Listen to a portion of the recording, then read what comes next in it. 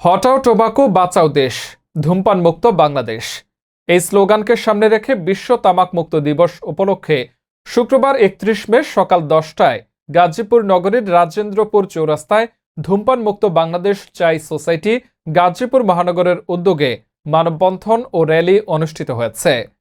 এ সময় ধূমপান মুক্ত বাংলাদেশ চাই সোসাইটির ২২ নং ওয়ার্ড কমিটির উপদেষ্টা নূর নবীর সভাপতিত্বে প্রধান অতিথি হিসেবে উপস্থিত ছিলেন ২২ নং ওয়ার্ডের কাউন্সিলর আলহাজ সবদের হাসান।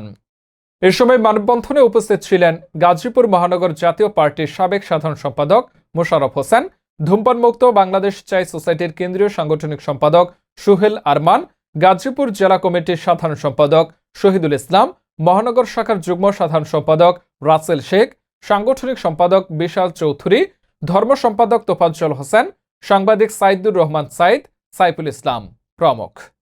পরে মানববন্ধনে উপস্থিত নেতৃবৃন্দ ধূমপানের কুফল সম্পর্কে বিশদ আলোচনা করেন। তারা বলেন, ধূমপানকে প্রাথমিকভাবে প্রতিরোধ করাই হচ্ছে প্রধান লক্ষ্য। ধূমপান থেকে বড় বড় নেশায় জড়িয়ে পড়ে উঠতি বয়সের ছেলেমেয়েরা। ধূমপানকে না বলে ধূমপান মুক্ত জীবন গড়ি, এটাই ছিল মানববন্ধন এর মূল বক্তব্য।